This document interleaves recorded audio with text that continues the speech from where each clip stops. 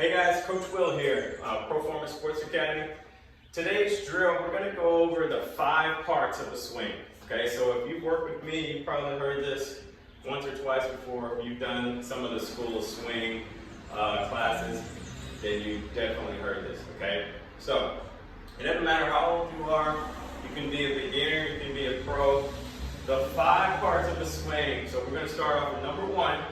All right, everybody knows we have to load. Okay, so when we load, we just want to think about shifting some weight to that back leg or to that back knee, preferably getting into the heel, okay, so we can get the glutes to work.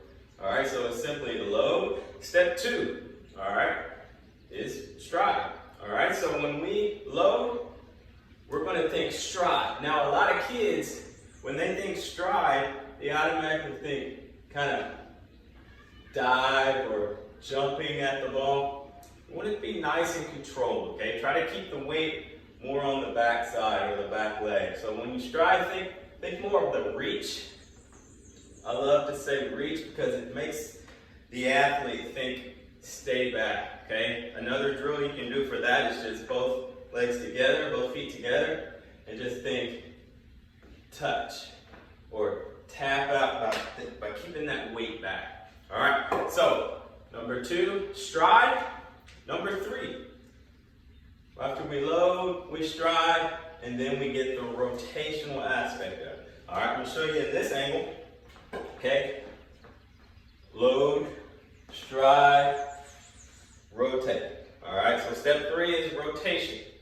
All right, so we got load, stride, rotation. When we rotate, this is the part where a lot of guys want to start swinging with the arms, okay? And that's when we can get a long swing, a little off balance. And so when we rotate, we just want to have the hands just ride that back shoulder. All right? Okay? Show you from this angle. Load, stride, rotation. Also, this is the part where we're really starting to create that power. So try your best not to think squish the bug. I know we've all heard that phrase, especially when we're younger and coaches are trying to get kids to rotate. All right, so we don't necessarily want to use that term. If you got to, that's fine.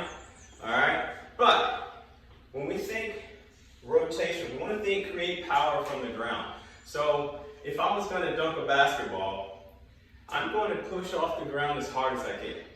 All right, we got to create force. Okay, so the difference is, as a baseball hitter, we don't want to think come up out of our legs, but we do want to push the ground. So a lot of you guys have heard me say, think like you're at the beach, okay? You're in a sand pit, anything like that. So when you get ready to rotate, you want to think pushing the ground and rotate, okay? So if I'm at the beach and I get into the rotational aspect, my feet should be buried in that sand, okay? That's how we want to think about getting turned or rotate, all right? And again, as we're doing that, our hands are following that back shoulder until it's their turn, which, step 4, all right, that's when the hands get involved, all right? So we went through all these steps, all right, and the hands did absolutely nothing, okay? All right, so step 4. A lot of you guys hear me say throw, all right?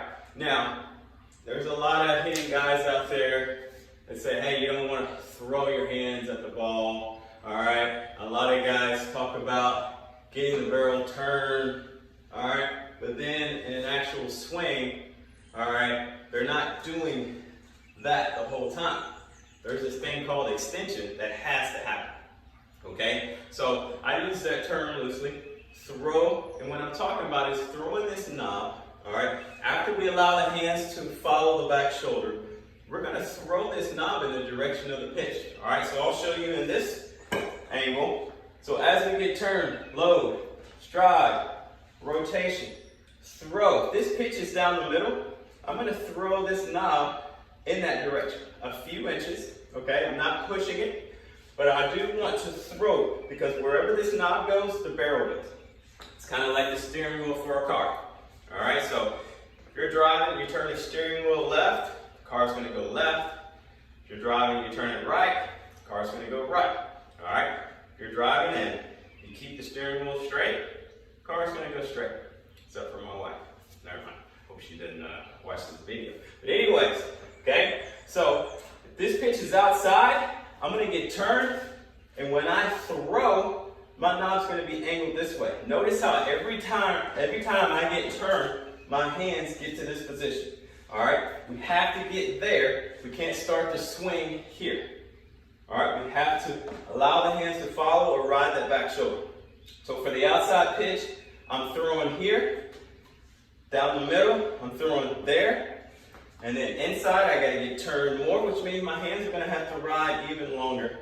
All right, and then I'm throwing there. Okay, so that's step 4 is the throw. Step 5 is the hammer. Okay, this is my favorite part. Okay, you guys familiar with hammering anything? Okay, notice what my wrists are doing. All right, that action right there, that's why I call it hammer. Okay, so when I'm hitting, unloading, I'm striding, I'm rotating, I'm throwing, and then I'm hammering it through the zone. All right, and this position right here leads me to another drill. It's part of the getting a feel for your swing routine. All right, and you'll hear about that in another drill. Okay, so step 5 is simply hammer. So again, outside pitch, getting turned here, throw, hammer through that direction. I want all my energy going into the location of that pitch. Okay, pitch down the middle. All right, get in here, throw, hammer through. All right, and then the inside, get turned more, throw, hammer through. All right, okay, 5 steps. You guys go out, practice it, write it down, study it a little bit, so you don't have to think as much when you're going through it, okay? Y'all have a blessing. Peace.